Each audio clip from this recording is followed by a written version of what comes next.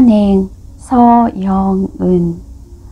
깜빡 잠이 들었나 보다. 눈이 뜨인 것은 어떤 소리 때문이었다. 어느새 창문에서 푸르스름한 새벽빛이 묻어나고 있다.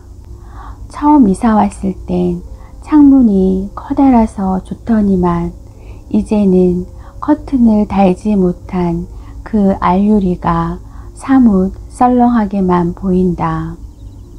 밤새 내린 비가 추위를 재촉했나 보다.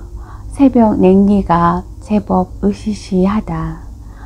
우리가 13년 가까이 살았던 옛집은 단독주택인데 말만 단독이지 벽이 곧 담장이고 그 담장과 남의 집 사이는 한 걸음도 채 되지 않는다.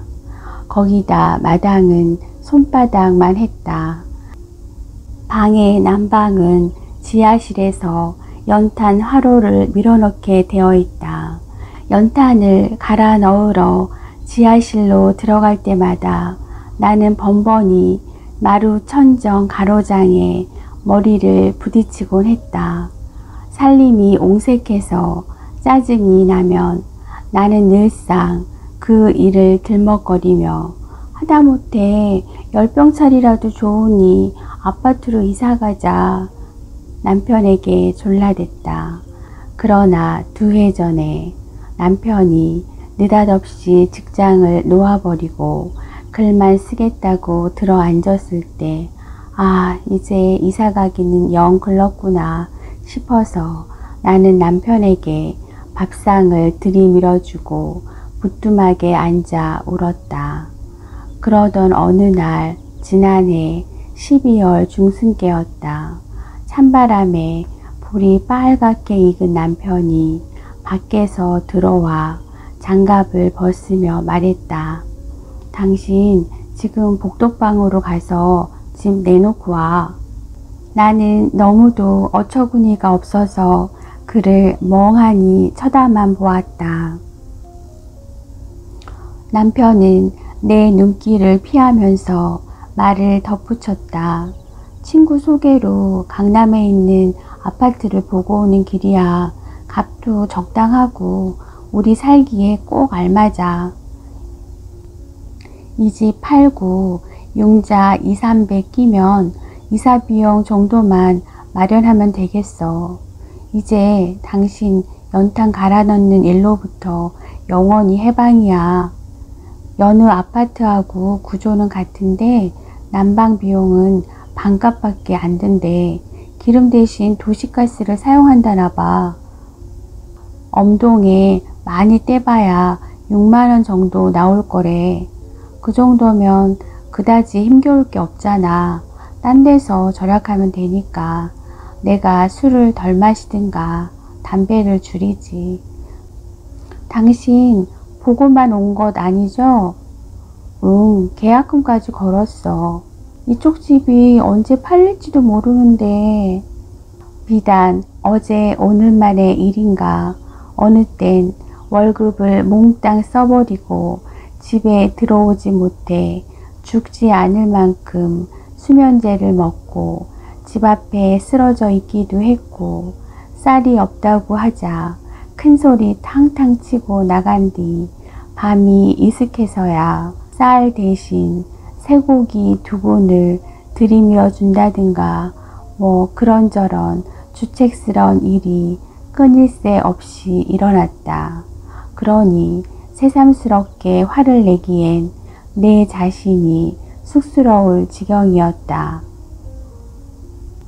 당신도 집 구경해야 하잖아. 지금 가볼까? 집 구경이라기보다는 어떻게 궁한 소리를 해서 해약을 할 수 없을까 하여 나는 남편을 따라 나섰다. 강을 건너 허허 볼판 같은 데 이르러 우리는 택시에서 내렸다. 길 건너편에는 큰 길로부터 약간 물러앉은 언덕바지에 3층 높이의 시멘트 건물 몇 동이 들어서고 있었다. 건물 외양만 겨우 갖추었다 뿐이어서 언제 집이 될지 바라보면 을씨년스럽기만 했다. 저거지 싶자 나는 실망이 이만저만 아니었다. 당신은 아파트를 하더니 연립주택인데? 아니야, 저게 어디 연립주택이야. 아파트지. 아파트는 5층 이상이라야만 아파트를 하는 거예요. 그래? 난 몰랐어. 난 그저 많은 세대가 한 군데 모여 살면 그게 아파트인 줄 알았지. 그나저나 아파트면 어떻고 연립주택이면 어때?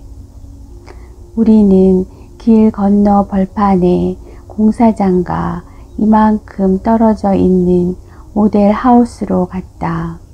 매운 바람이 거침없이 불어와 살갗을 찢었다.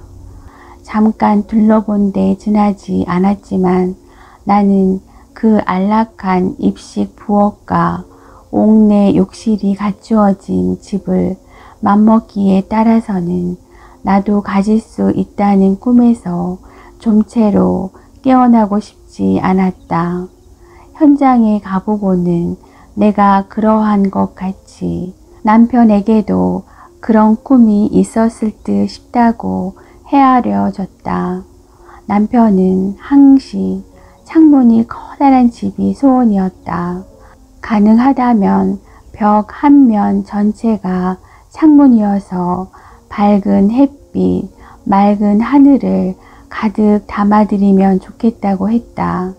그러면 그가 자기 소원에 가까운 집을 보고 왜 탐나지 않았겠는가. 결국 우리는 방 안에 앉아서도 하늘과 나무를 볼 수 있다는 점과 가스난방, 입식 부엌, 옥내 욕실에 혹해서 위태로운 모험에 뛰어들었다. 봄이 올 무렵 시세보다는 200만 원이나 미치고 간신히 집을 팔았다. 그 사이 저쪽 집은 완공되어 마침내 우리 집을 사서 오는 쪽으로부터 잔금을 받아 저쪽 끝전을 무사히 치를 수 있게 되자 나는 꼭 죽었다가 되살아난 것만 같았다. 이제 남은 문제는 이삿짐을 싸고 옮기는 일뿐이었다. 나는 서서히 이삿짐 꾸릴 준비를 해 나갔다. 수도가에서 모래와 비누를 섞어 수세미로 남비를 썩썩 문지르다 말고 나는 잠시 일손을 멈추었다. 볕 마른 구석에 쪼그리고 앉아있는 남편이 보였다. 그의 몸은 쟤처럼 폭삭 사그러질 것만 같이 기운이 하나도 없어 보였고 오직 움푹 패여 검츠레한 눈자 위에서만 사위는 불꽃처럼 희미한 안강이 스며나왔다. 나는 며칠 전에도 남편으로부터 꼭 그와 같은 섬뜩한 느낌을 받았던 게 기억났다. 여보, 겁먹은 목소리로 나는 가만히 남편을 불러보았다. 응? 당신 어디 아파요? 아니야, 잠을 못 자서 그래. 그 신문 연재는 언제 끝나요? 빨리 끝내고 좀 쉬어요. 그래야겠어. 간밤에도 잠을 해딱 세웠는데 5장도 못 메꾸었어. 이런 때가 없었는데 남편은 무겁게 고개를 절레절레 저었다. 그럴 때도 있겠죠. 샘솟듯 그리 펑펑 쏟아지기만 해서야. 아니야, 그런 문제만도 아닌 것 같아. 뭐라 할까, 어떤 깊이 모를 심연이 내 속에 있어. 모든 것이 자꾸 그리로 흘러내리는 것만 같아. 내가 왜 이럴까? 이게 늙는 징조일까? 아니면 시면? 처음 듣는 어휘였다. 이사가는 일로 넋이 빠져있는 동안 내가 전혀 모르는 어떤 것이 남편의 내면 속에서 은밀히 깨어나고 있었던 것일까? 아니, 그는 벌써 내가 전혀 몰라볼 정도로 변신해버린 건 아닐까? 나는 요 몇 달 사이의 일들을 되살려 보았다. 청탁 관계로 오는 전화를 자신이 받으면서도 전화 잘못했다고 끊어버린다든가, 이사도 가기 전에 식탁, 융단, 옷걸이 등 가재를 사들여 놓고 어느새 그 물건들에 대한 애착이 싹 가신 듯 한쪽 구석에 밀쳐 놓은 거라든가. 이 무렵 그는 친구들에게 미움을 사기로 작정한 사람처럼 이상하게 행동했다. 갈매회라는 동인 모임이 있었는데 그네들을 집으로 초대해 놓고 1시간 전에 없어져 버렸다. 예정대로 친구들은 집으로 몰려와 방 안이 그득차게 들어앉아 있었다. 하는 수 없이 먼저 상을 들여 놓아주고 부뚜막에 앉아 있노라니 전화가 왔다. 갔어? 그가 대뜸 하는 소리였다. 도대체 어떻게 된 거예요? 나 혼자 이게 무슨 고역이에요. 그러자 그는 되려 역정을 벌컥 냈다. 그럼 아직 안 갔단 말이야? 잠시 후 그는 나타났다. 모인 친구들이 어떻게 된 거냐고 아우성치자 내일 온다는 줄 알았다고 태연이 대꾸했다. 임마, 아까 네가 전화까지 받고 그래. 두 사람이 맞붙어 입씨름 하는 동안 여느 사람들은 멀거니 지켜보다 서로 눈짓했다. 그러더니 슬금슬금 소지품을 챙겨 일어났다. 그네들이 가버린 뒤 나는 남편에게 따졌다. 당신 날더러는 친구들이 오기로 했으니 뭘 좀 만들어 놓으라고까지 했잖아요. 당신마저 이렇게 따지기야? 그럴 수도 있잖아, 사람이. 그날 오후 나는 남편의 손을 잡아 끌다시피 해서 우리들의 새 집으로 갔다. 이사 들기 전에 집도 돌아받을 겸 그에게 기분 전환이라도 될까 해서였다. 열쇠로 문을 따고 들어서자마자 남편은 곧장 베란다로 나갔다. 자기 속으로 한없이 침잠하여 무엇으로도 흔들 수 없는 그런 고요함인 듯 싶었다. 그가 한없이 멀게 느껴지자 가슴이 사르르 하도록 쓸쓸한 물결이 지나갔다. 남편은 조용히 이상스럽게 미소 지으며 나를 돌아다 보았다. 이봐, 일로 좀 와봐.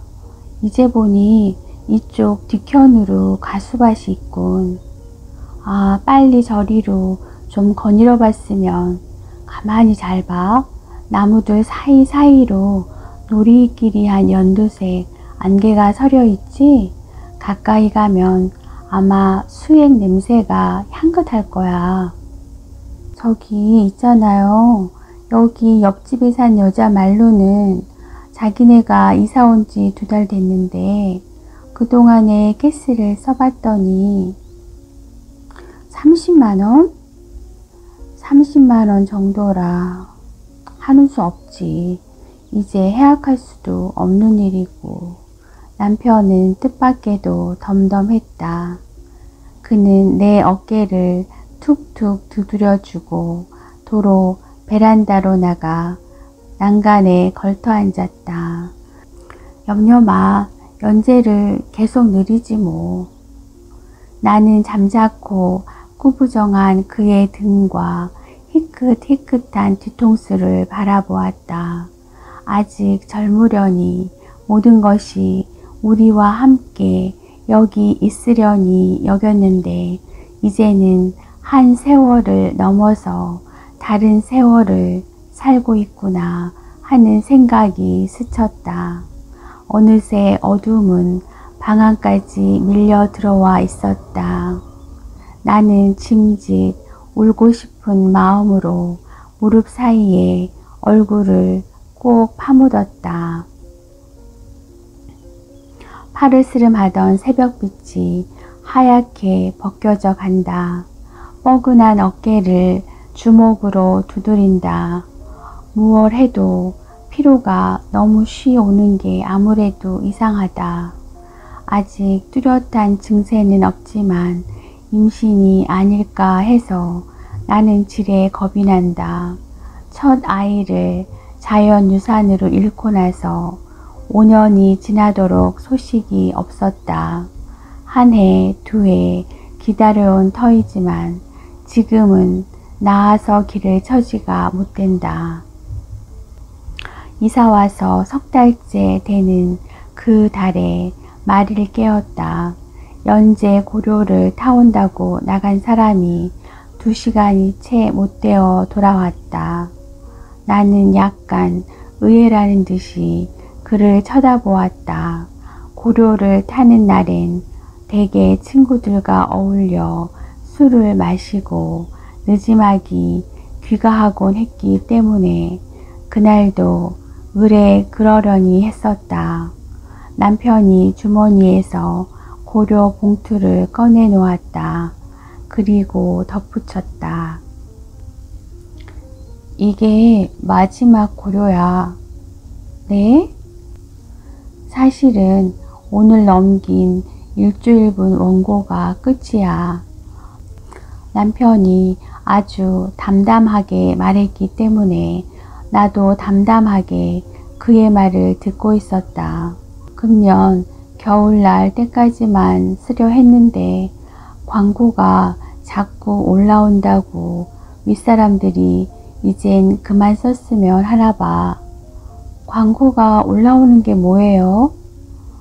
내가 쓰는 지면 밑에 광고가 깔리잖아. 그런데 거기에 깔릴 광고들이 넘치나 봐. 신문사로선 좋은 일이지. 나는 남편이 왜 술을 안 마시고 들어왔는지 알만했다. 당장은 그것이 우리의 마지막 수입이 될지도 모를 일이었다. 잘 됐네. 이제 좀 푹 쉬어요. 그래, 좀 쉬고 나서 다시 쓰기 시작해야겠어. 잠 좀 자야겠다고 남편은 자기 방으로 들어갔다.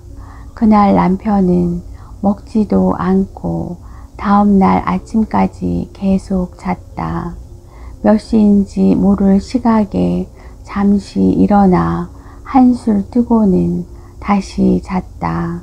그런 날이 1주, 2주, 3주 계속되었다.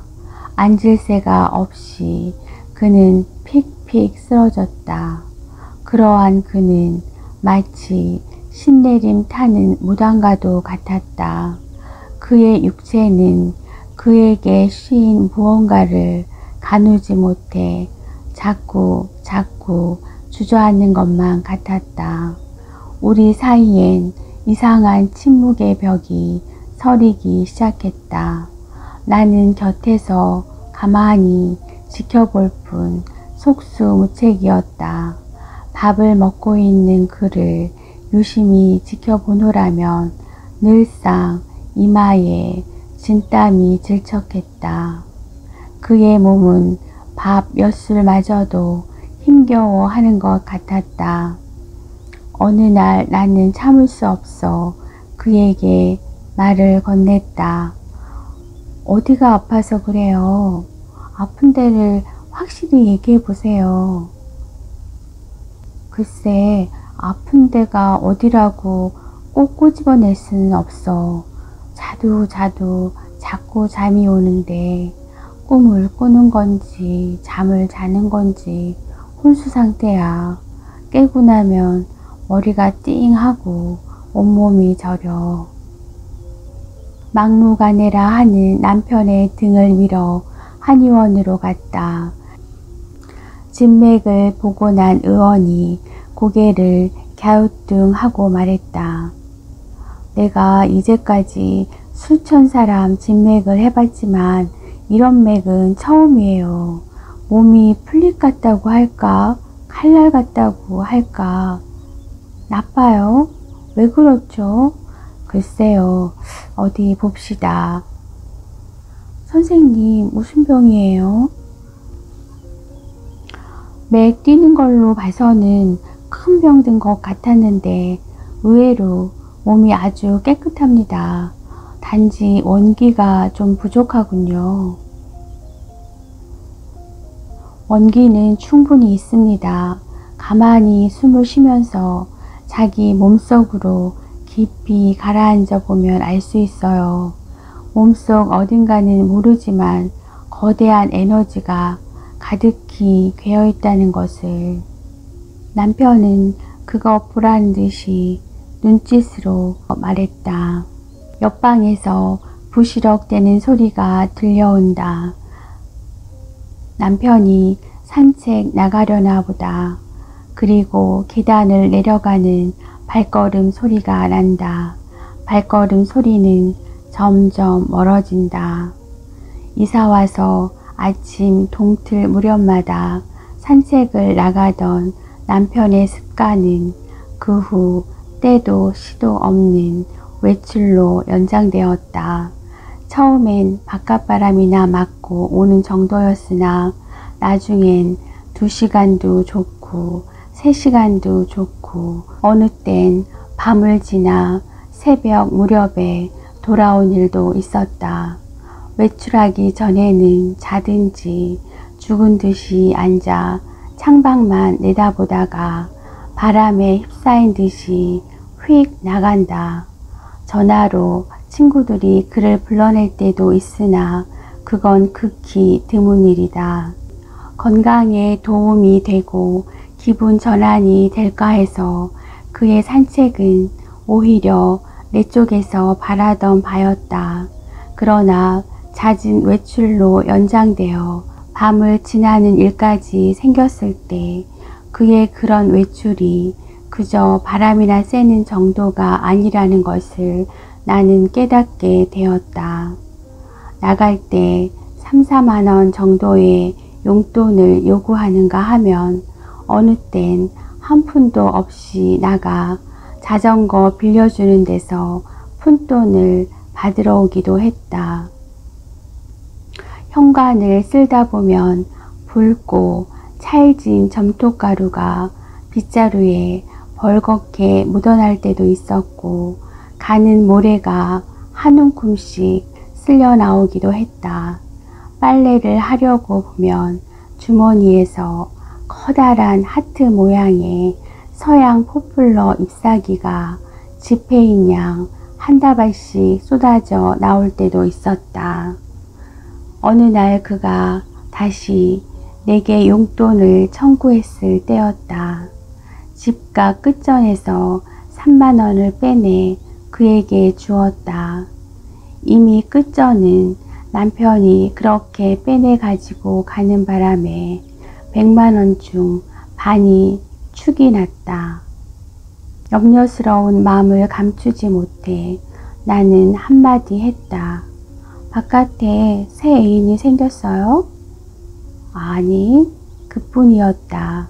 궁금증을 참다 또다시 어렵게 물어봐도 대답은 한마디 뿐이었다. 나는 아직 그가 밖에서 무엇을 하는지 모른다. 어느 날 문 밖에 행상으로 보이는 아주머니 한 사람이 서 있었다. 무엇을 팔러 온 것 같지도 않은데 여자는 이상스러울 만큼 주눅이 들어 자꾸 손을 부비고 허리를 굽신거렸다. 무슨 일이세요? 내가 물었다. 저 이런 얘기를 해도 될지 와서 보니 입이 안 떨어지네요. 얘기해 보세요. 괜찮아요. 난 계란장수예요. 아저씨가 여기 가서 돈을 받으라기에 왔어요. 우리 집 그이가요? 네, 여기가 강남타운 7동 205호지요? 네, 그건 맞는데 우리 집 그이가 무슨 일로 계란을 샀다는 건지 통영문을 모르겠네요. 도대체 계란값은 얼마인데요? 42,000원이에요. 네? 내가 놀라자 계란 장수는 더욱 풀이 죽어 고개를 떨어뜨렸다.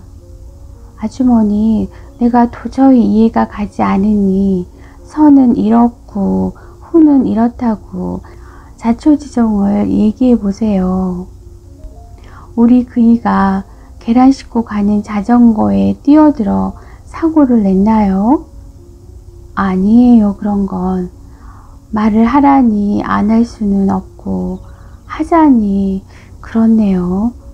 난 트럭에다 계란 싣고 아파트로 돌아다녀요.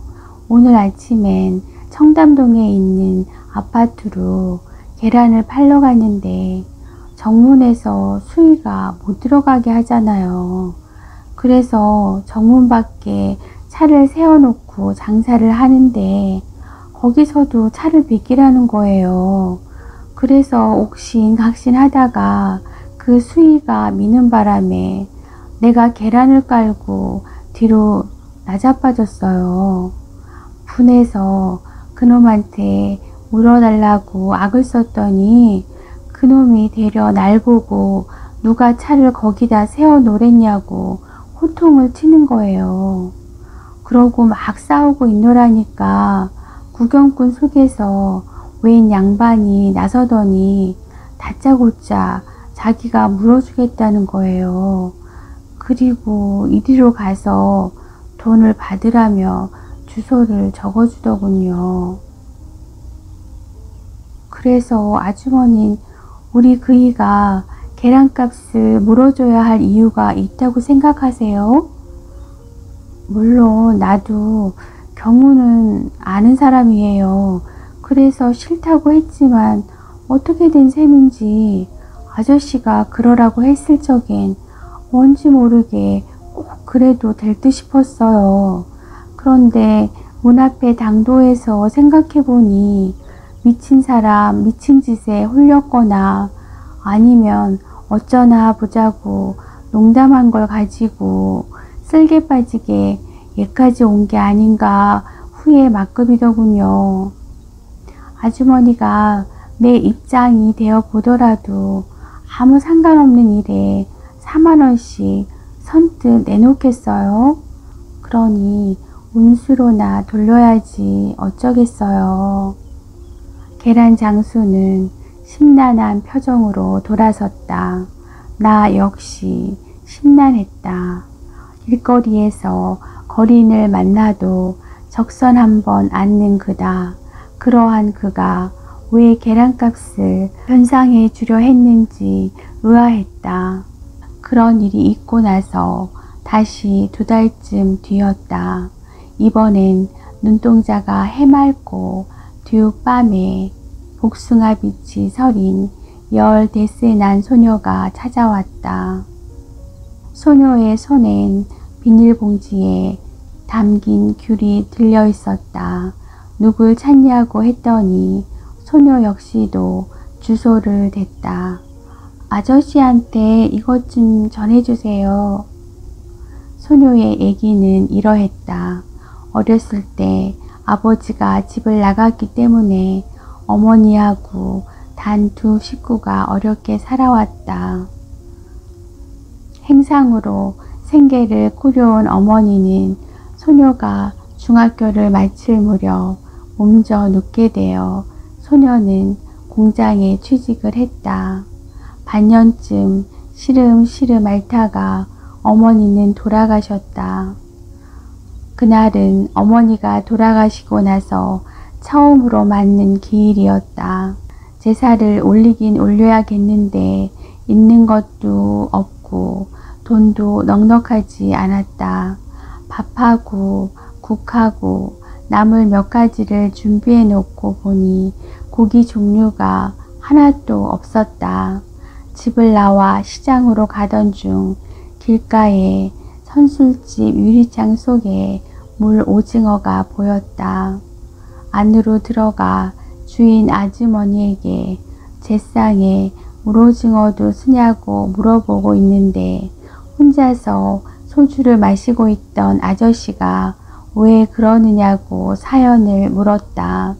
사실대로 얘기했더니 그가 물오징어는 제사상에 올리지 않는 법이라며 대신 포를 사라고 가르쳐줬다. 그리고는 자신이 제상 차리는 것을 도와주겠다고 나섰다. 아무 상관도 없는 아저씨가 제사상을 차려주겠다고 따라 나섰을 때 넌 겁나지 않았니? 소녀의 이야기를 다 듣고 나서 내가 조심스럽게 물어보았다. 아니요, 아저씨가 남이다, 낯선 사람이다 하는 느낌을 전혀 주지 않았어요.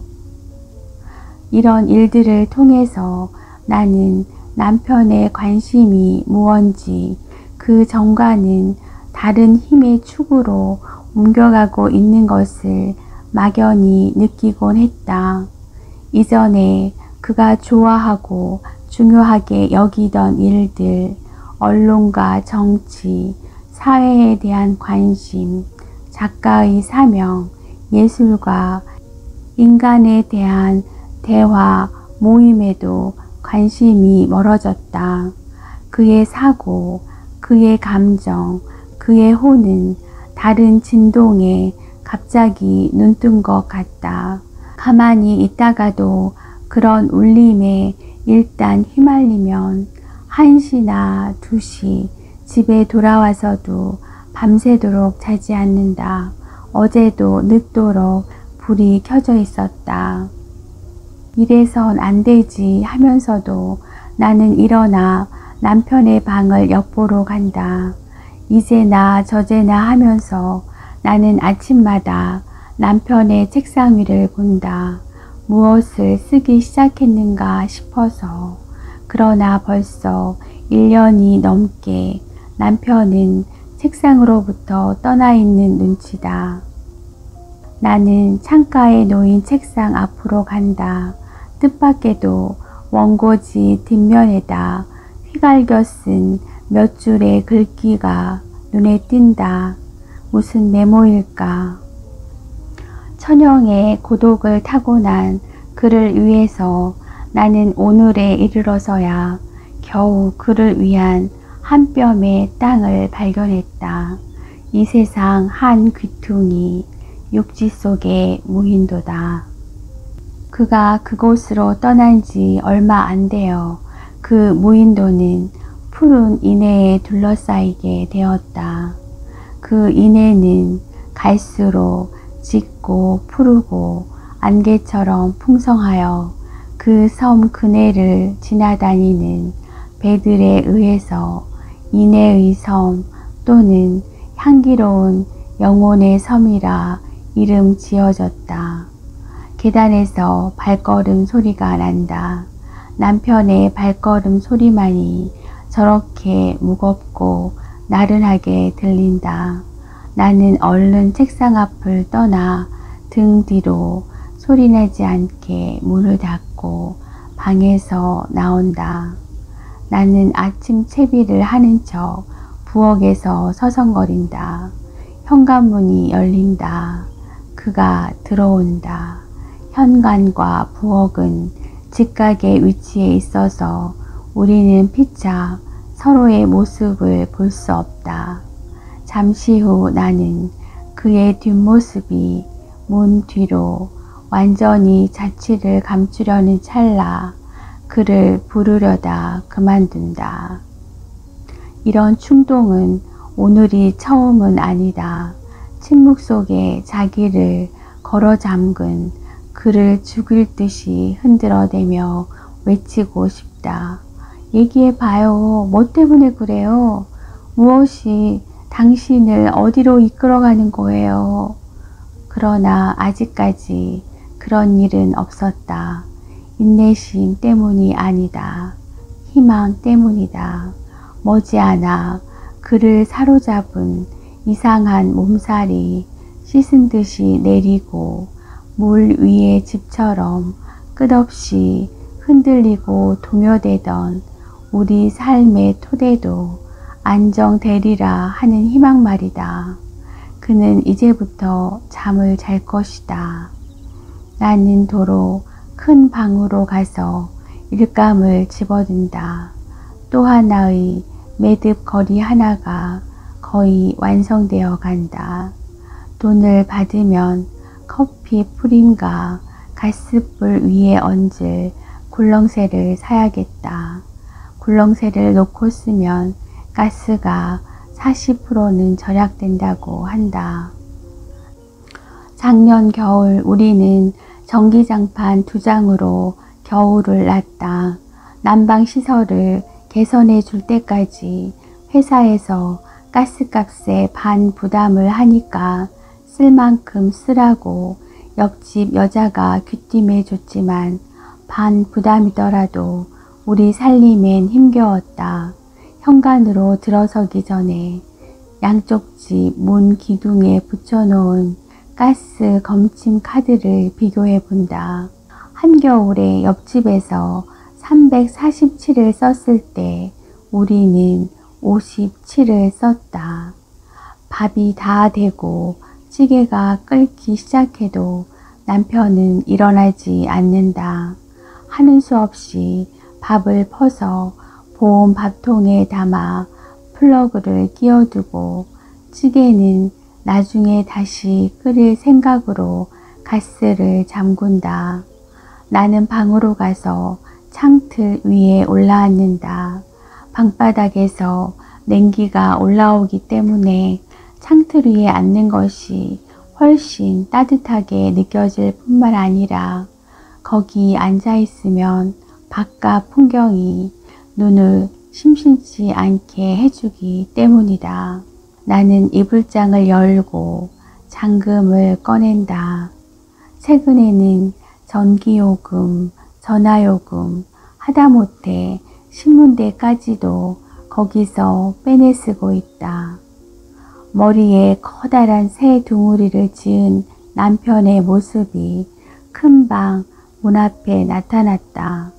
그의 얼굴은 얼어터진 두부처럼 푸석푸석하고 눈빛은 아직도 개슴츠레하다.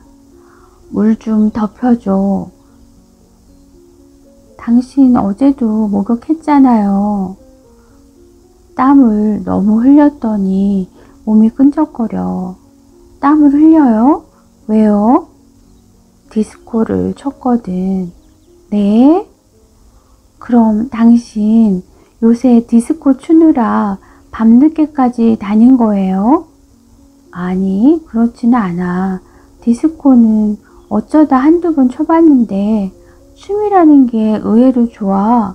정말 몰입하면 춤을 통해서도 어떤 길이 열릴 듯 싶더군. 남편이 큰 방으로 가서 전화를 받는다. 전화의 내용은 그를 무척 흥분시키는 것이었던 모양이다. 아침 식탁은 남편과 내가 차분히 마주 앉을 수 있는 유일한 자리이다.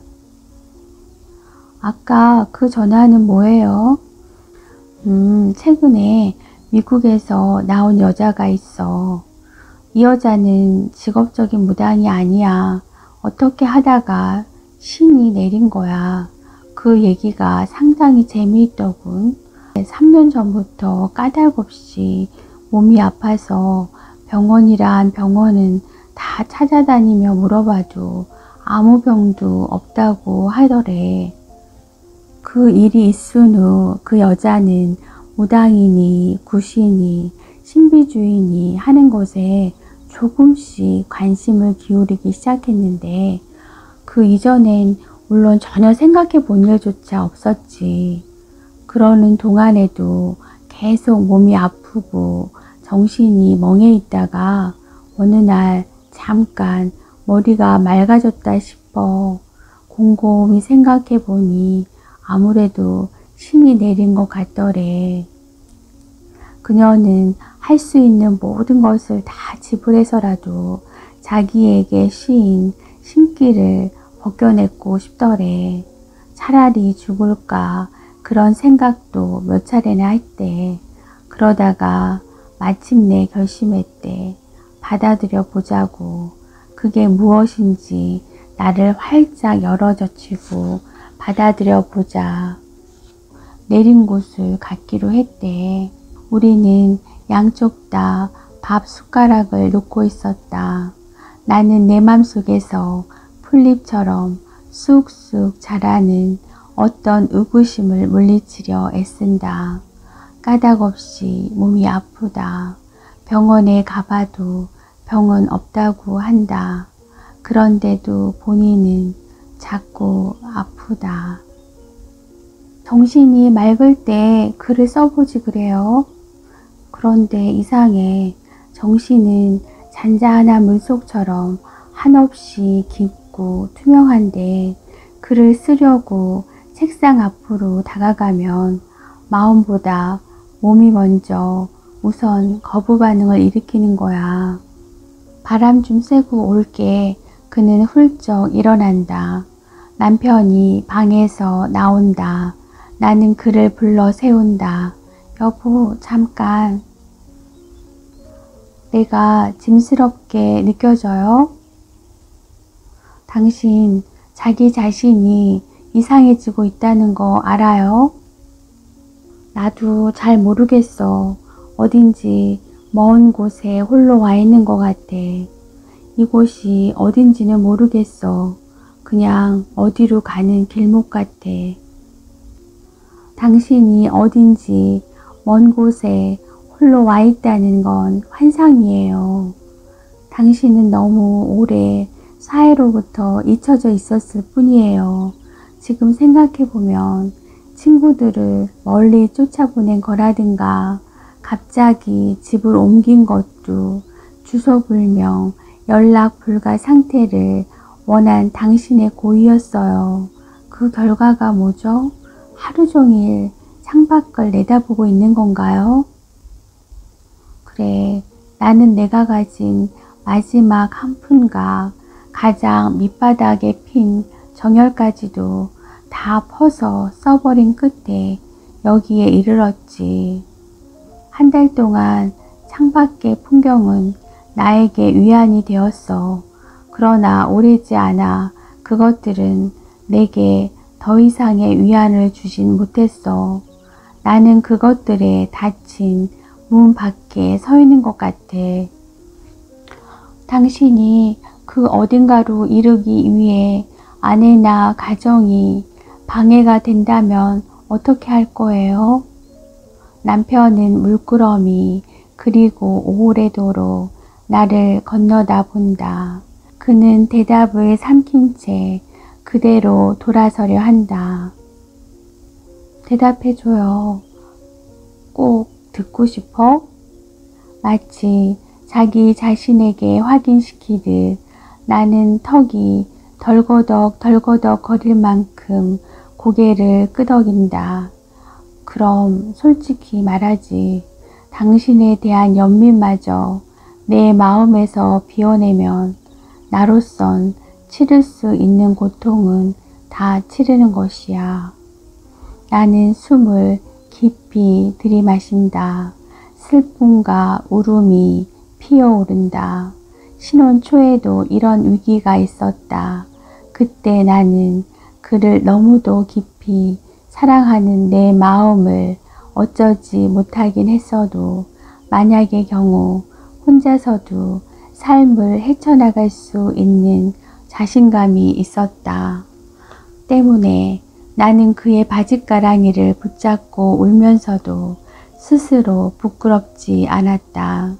그러나 지금 나는 다시 시작하기가 두렵다. 이 집을 떠나 또 다른 삶을 꿈꾼다는 건 상상조차 할 수 없다. 그래서 나는 그의 바짓가랑이를 붙잡고 울 수가 없다. 나 자신이 너무도 처참해질 것 같아서다. 천천히 우울한 걸음걸이로 그가 계단을 하나하나 내려가는 소리가 들려온다. 그렇게 내려간 뒤엔 어딘지 영원히 돌아올 수 없는 곳으로 가뭇없이 사라져 버릴 것만 같다. 나는 손바닥으로 얼굴을 감싼다. 갑자기 남편을 뒤쫓아갈 생각에 나는 마음이 다급해진다. 입던 옷에 바바리만 간신히 걸치고 구르듯 계단을 내려간다. 그는 땅바닥을 내려다보며 천천히 걸음을 옮긴다. 그 걸음은 마치 무엇을 음미하는 듯 하다. 그는 들 가운데에서 걸음을 멈춘다. 그리고 하늘을 쳐다본다. 그는 하늘을 한참 동안 쳐다보다 아이들처럼 선 자리에서 맴맴 돌기 시작한다. 고개사가 이마로 접시를 돌리듯 그렇게 이마로 하늘을 천천히 돌린다. 저런 어지러운지 땅바닥에 풀썩 주저앉는다. 버스에서 방금 내린 아주머니는 그를 보고 이상한 생각이 드는지 가다 보고 또 가다가 뒤돌아 본다. 그는 엉덩이를 툭툭 털고 나서 다시 걸음을 옮긴다. 이 길은 너무 호젓해서 그에게 들키기 십상이다. 이쯤에서 미행을 포기할 수밖에 없다. 하지만 어쩐지 마음은 이전보다 더욱 쓸쓸하다. 사람은 결국 각자의 고독한 방 속에서 영원히 있는 게 아닐까. 나는 홀로 되돌아선다. 차는 간판의 숲 사이를 지나고 있다. 나는 버스에서 내린다. 공예품 집이 가까워져 온다. 손님이 없을 때를 고르기 위해 나는 밖에서 잠시 망을 보다 가게로 들어선다. 주인 여자가 눈을 가느스름하게 하고 이리저리 내 솜씨를 훑어보고 있는 동안이 내게는 무척 길게 느껴졌다. 벽에는 틈도 없이 매듭 거리들이 걸려 있다.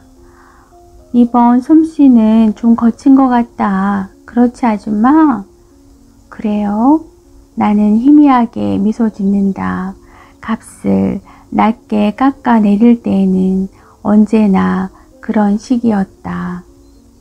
하나, 둘, 셋, 넷. 모두 네 쌍? 이거 다 받아도 될까 모르겠네. 매듭도 이제 한물 가는 눈치인데 오늘은 8,000원씩 밖에 못 주겠어. 어떡할래요? 그렇게라도 두고 갈 테야? 공예품 가게를 어떻게 나왔는지 모르게 나는 이미 거리를 걷고 있다. 문을 열어주자마자 어머니는 욕실로 되돌아간다. 우리 모녀는 거실로 가서 마주 앉는다. 뜨거운 설움이 자꾸 치밀어 오른다. 당기지도 않으면서 나는 군고구마를 꾸역꾸역 입 속으로 밀어넣는다. 너 속이 비었구나. 이리 와, 상 차려주마. 먹었어요. 먹었는데 괜히 입이 궁금해서 그러는 거예요. 여전히 안에서는 아무 기척도 없다. 지니고 다니던 열쇠를 찾아 구멍에 꽂는다. 문을 열고 안으로 들어간다. 일주일간의 외출에서 오는 내 속에서의 낯설음일까? 썰렁한 냉기가 감돈다. 나는 살며시 남편의 방문을 열어본다. 방 안은 발 디딜 틈도 없이 어지러워져 있다. 머리맡에 널려있는 책들을 가지런히 할 겸 제목을 훑어본다. 침묵, 성 프란치스코의 잔 꽃송이, 사막의 예언자, 지혜의 7개 기둥, 베다 성전, 마하무드라의 노래, 줄 그어진 부분들을 군데군데 골라서 읽어본다. 인간은 우주의 신들과 그것을 지배하는 갖가지 힘을 결합시키는 접점이다. 신은 인간의 가장 내적인 정신이다. 인간은 물질에 속박되고 조잡한 육체로 변한 영혼이다. 순수한 상태에 있으면 영혼은 속박되지 않고 거의 무한과 같다. 업이 영혼에 들어가서 속박을 주고 하나의 유한한 형태로 만들어 버린다. 나는 이 세상에서 단 하나뿐인 이상한 사원의 어둠침침한 내부를 들여다보고 있는 것 같다. 그 속엔 제단도, 의식을 행하는 사제도, 모시는 신의 형상도 없다.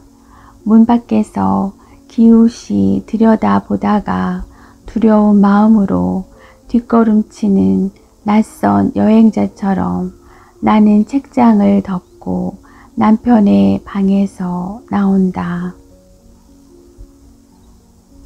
집안 곳곳에 산더미 같은 일거리를 그냥 두고 나 역시 넋나간 듯 앉아있다. 이윽고 계단 쪽에서 그의 발걸음 소리가 들려온다. 열쇠를 짤랑대는 소리. 그는 문이 열려 있다는 것을 눈치챈 모양이다. 문이 열린다. 신을 벗는다. 나는 옆에서 날아오는 그의 시선을 느낀다. 당신 언제 왔어? 방금요. 멈칫 고개를 들어 그를 바라보는 순간 나는 못 볼 것을 본 양 얼른 외면한다. 그리고 잠시 후에 다시 바라본다. 남편의 얼굴은 가죽과 뼈만 남은 듯 싶다. 외관은 참혹한데도 그의 얼굴엔 내가 아직까지 보지 못한 어떤 평온함이 깃들어 있고 눈빛이 그윽하면서도 맑은 광채를 띠고 있다. 무슨 일이 있었어요? 당신 얼굴이 왜 그래요? 아무 일도 아니야. 빙긋이 웃으며 그는 그대로 돌아서려 한다. 여보, 당신이 없는 사이에 단식을 하고 있었어. 그뿐이야. 이제 뭐죠? 집을 나가는 일만 남은 건가요? 글쎄. 애매하게 웃으며 그는 그냥 자기 방으로 들어간다. 그를 돌려세요. 나 아기가 생겼나 봐요. 한들 무슨 소용이랴 싶다. 전화벨이 울렸다. 어머니였다. 나다. 윤서방 좋아하지? 아니요. 아직 얘기 못했어요. 날이 밝고 있다. 아직도 내 몸엔 신혈이 끓고 있다. 어제 낮이었다. 남편이 부탁한 대로 배낭을 챙기다 말고 나는 또다시 극심한 구토의 엄습을 받았다. 간신히 방으로 기어들어가 누워있으려니 열이 나고 으실으실 춥기 시작했다. 점심 후에 슬그머니 나간 남편은 저녁 9시가 넘어 들어왔다. 문만 열어주고 돌아섰다. 남편은 그냥 자기 방으로 들어갔다. 그가 등산을 가겠다고 했을 때 나는 왜 그런지 오래전부터 그의 입에서 그 말이 나올 것을 예감하고 있었던 것 같은 기분이었다. 말이 등산이지 어쩌면 그는 나가서 돌아오지 않을지도 모르겠다. 며칠 전 나는 우연히 그의 책 가운데에서 이런 귀절을 보았다. 그 귀절이 눈에 띈 것은 물론 밑줄이 그어져 있었기 때문이다. 알렉시 성인은 사교계 생활을 하고 심지어 결혼까지 한 뒤에 그가 맺은 모든 인연을 끊고 20년 동안이나 자기 조국에서 멀리 떨어진 곳에 가서 살았다. 가정으로 다시 돌아왔을 때 아무도 그를 알아보지 못했고 그 역시 알려지기를 원하지도 않았으므로 그는 마침내 그 집 층계 및 어둠 침침한 곳에서 여생을 마쳤다. 그 층계 밑에서 모든 것을 보고 들었다. 그 남자들의 부인은 어떻게 남편을 떠나보냈을까? 더욱이 떠나서 다시는 가정으로 돌아오지 않을지도 모른다는 것을 미리 알고 있었다면, 그리고 머지않아 태어날 아기를 잉태하고 있었다면, 대부분의 여자들이나 마찬가지로 나는 아기를 빙자해서라도 그 얘기를 막아보려 했다. 그러나 나의 유일한 자부심은 아무 내색도 하지 않고 그의 길을 선선히 비켜주는 거라고 생각된다. 그는 지금 욕실에서 세수를 하고 있다. 나는 내가 쓴 종이 쪽지를 한 번 더 읽어본다. 당신이 언제 어디에서 이 쪽지를 읽어보게 됐는지 모르겠군요. 그냥 알고만 있으라고 말하는 거예요. 당신이 떠날 때 나는 임신 중이었어요. 나는 쪽지를 접어 그의 배낭 주머니 한 귀퉁이에 넣어준다. 양말 한 짝, 네이 한 벌, 수건 한 장까지도 내 손을 거쳐 그 배낭으로 들어가는 것은 무엇이든지 마지막이라는 기분으로 챙겨 넣었다. 떠날 채비를 한 그가 문을 열고 들여다본다. 남편은 나를 바로 쳐다보지 않는다. 우리는 경비실 앞을 지나 언덕으로 내려간다. 먼 산 기슭으로 파르스름한 인해의 강이 흐르고 동쪽 하늘은 발그레하게 젖어 있다. 그의 무거운 등산화는 걸을 때마다 둔탁하게 지표를 울리고 다시 내 마음에 와서 부딪힌다. 목구멍이 매캐하고 따갑다. 망설이던 말을 간신히 밀어낸다. 어디로 가요? 그냥 가는 거지 뭐. 언제 올 거냐고 한마디 더 물어보고 싶지만 나는 끝내 참기로 한다. 남편은 배낭을 추스르고 나서 비로소 나를 바라본다. 무슨 말인지 할 듯 하다가 그만둔다. 뿌연 신장로 끝에서 빨간불을 켠 버스가 달려오고 있다. 차가 정류장에 와서 멈는다. 남편은 나를 조용히 돌아다 봤을 뿐 끝내 아무 말도 남기지 않고 그대로 차에 오른다. 눈물이 괴어 오르는 순간 어떤 생각이 구원처럼 스친다. 나는 집으로 뛰어간다. 필시 어디에고 남편은 나에게 주는 말을 남겨두었을성 싶다. 방 안은 말끔하게 정돈되어 있다. 그가 내게 무언가를 써서 남겼다면 눈에 잘 띄는 곳에 두었을 것이다. 푸른 노트 하나가 원고지 뭉치와 포개어져 있다. 그 노트는 이전에는 거기 있지 않았다. 나는 노트를 꺼내 펼쳐본다. 메모 같기도 하고 일기 같기도 하다. X월 X일. 밤마다 거센 파도에 씻기어 투명해지는 나의 정신이여, 어떤 불꽃을 둘러싸기 위한 등패인가. 밤이 깊을수록 밤은 더욱 어둡고, 밤이 어두워질수록 더욱 밝아지는 불꽃, 광채. X월 X일. 아침마다 샘으로 간다. 샘물을 마시고 새처럼 가벼워진다. 아침마다 줄넘기를 한다. 나는 연습을 한다. X월 X일. 문득 하늘을 쳐다보니 분홍도 보라도 아닌 그저 여린 어떤 빛깔이라고밖에 할 수 없는 빛이 동편 하늘 가장자리를 적시고 있었다. 발길을 집으로 돌렸다.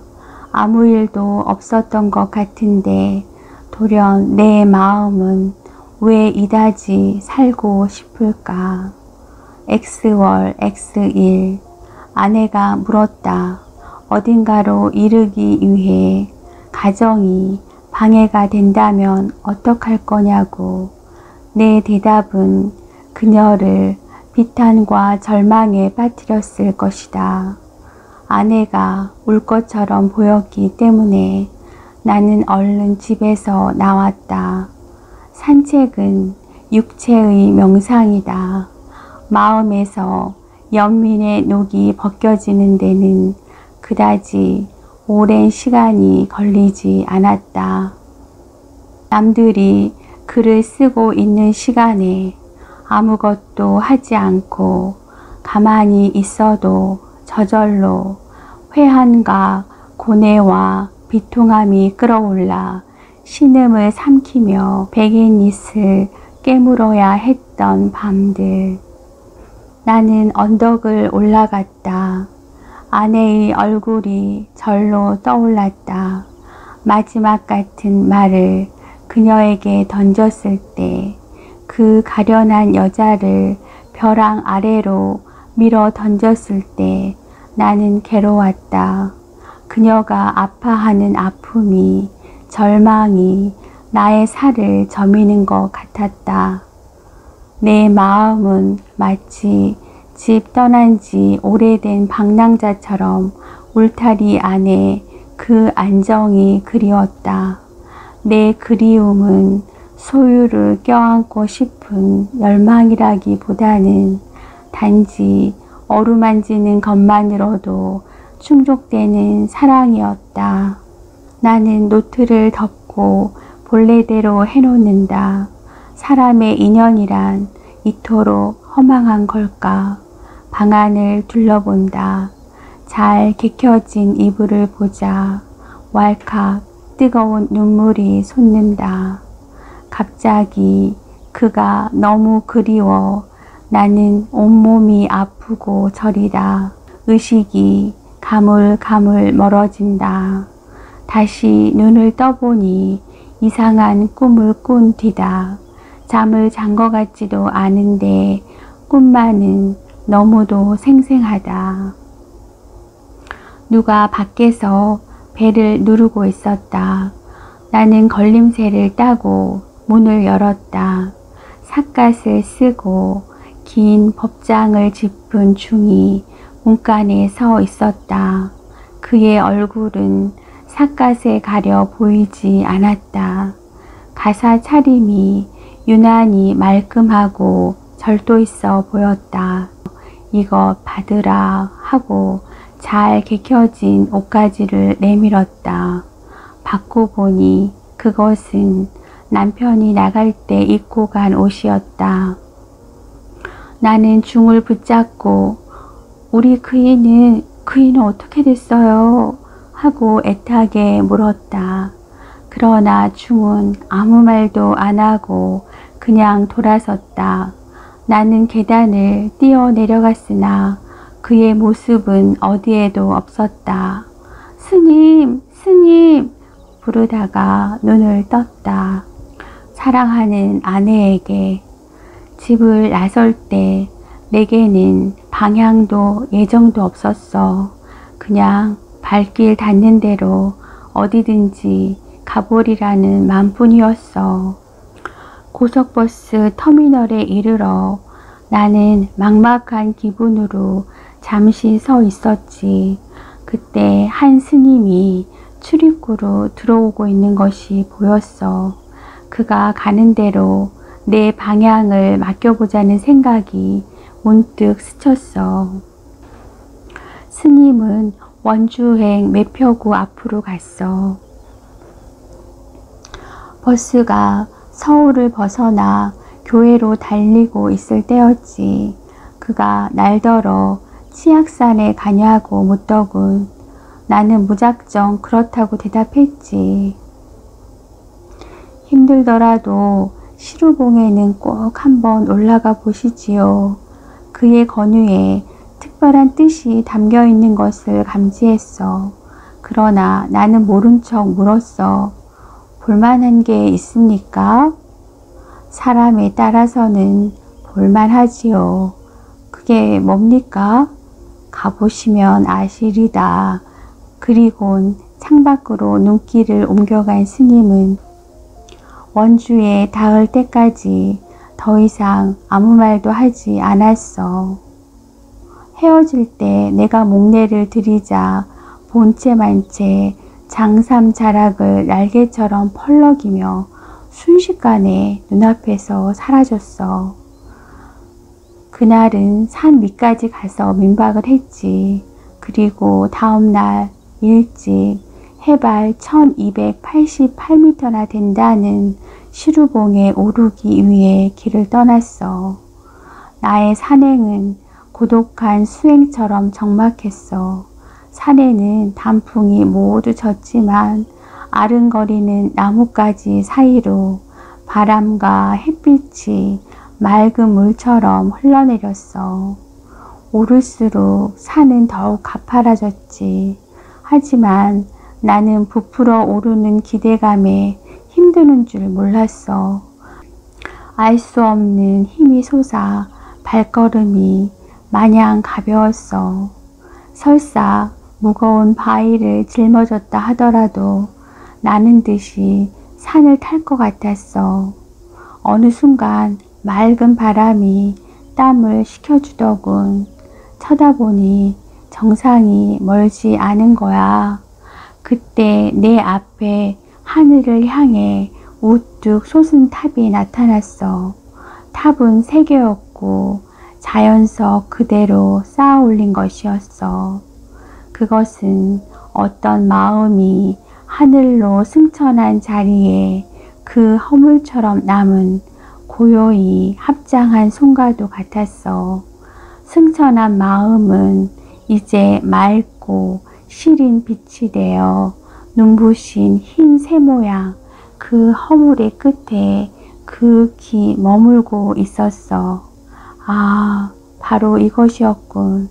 나는 그것을 통해 아직도 얼마나 더 가야 할지 모르는 방황과 고뇌의 노정이 단숨에 이루어진 것 같이 느껴졌어.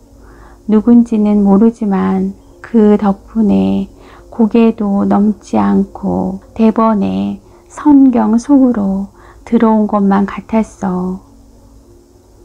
산에서 내려오자 나는 동네 어귀에 있는 술집으로 갔어. 주인에게 그 탑을 쌓은 사람에 대해서 물어보았지. 글쎄요, 말만 들었는데 뻥튀기를 팔러 다니던 장사꾼이었다나 봐요. 시상에 미쳤지. 장사도 집어치우고 전국 방방곡곡에서 3년 동안 돌만 끌어모았다고 하니 이제 나는 세상에 그런 탑이 또 그런 탑을 쌓는 사람이 살고 있다는 그 사실 하나만으로도 무한한 기쁨과 은총을 느끼며 살아갈 수 있어. 나는 무엇을 하든지 흙을 파든 커피를 마시든 하늘을 바라보든 내가 하는 모든 일이 참으로 기쁨이며 축복이란 것을 알겠어. 나는 이제 무엇이든지 다 될 수 있을 것 같아.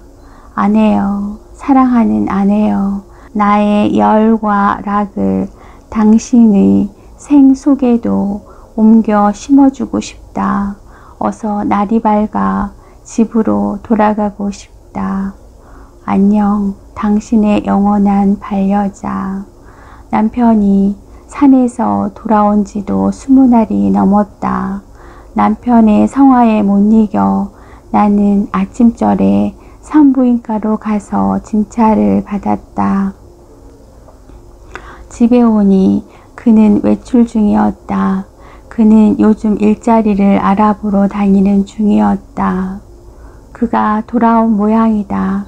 산에서 돌아온 이래로 그는 초록색 수액이 가득 넘쳐 오르는 나무처럼 싱싱하다. 여보, 나 취직했어. 어디에요? 맞춰봐. 당신 나가던 그 출판사에 다시 들어간 거예요? 아니. 그럼 어디에요? 여기 우리 집 앞 체육관에 내일부터 출근하기로 했어. 체육관에요? 뭘로요? 자벽부로. 당신도 봤지? 왜 제복 입은 남자들이 잔디도 깎고 나무도 매만지고 정구장에 소금도 뿌리고 그러잖아. 남편은 싱글싱글 뜻없이 웃고 있다. 그 웃음은 꼭 짐승의 그것처럼 무구해 보인다. 그렇다. 그는 예전의 그가 아니다. 글은 어떻게 하고요? 고개를 떨어뜨린 채 팔소매를 무작정 잡아다니며 내가 물었다. 이젠 재미없어서 못 쓰겠어. 어떻게 해서 그가 그런 결정을 내리게 된 것인지 그 궤적을 나는 알 수가 없다. 아니, 알 수가 없다기보다 나로선 도저히 이해가 되지 않는다. 다만 내가 알고 있는 것은 그가 자벽부로 일하기 위해 내일부터 체육관으로 나가리란 사실이다. 빨랫감에 비누칠을 하고 있노라니 눈물이 걷잡을 수 없이 쏟아진다. 소설가의 아내란 자부심만은 놓칠 수 없다. 배고프고 헐벗는 것을 각오하면서까지 소설가에게 시집 올 땐 처녀 때 내가 이루지 못한 꿈을 남편이 이루어줬으면 하는 그 한 가지 바람 때문이었다. 나는 이제부터 아무것도 아닌 한 남자의 아내가 되어야 한다. 내 자존심을 그렇게까지 뒤로 물릴 수는 없다. 나는 속으로 비통하게 절규하며 빨래를 쥐어짠다. 온몸에 맥이 풀리며 끝도 한도 없는 절망 속으로 추락하는 것 같다. 그 어느 순간이다. 나는 진저리를 쳤다. 바로 이런 절망이었구나. 남편이 말하던 그 죽음 같은 심연이.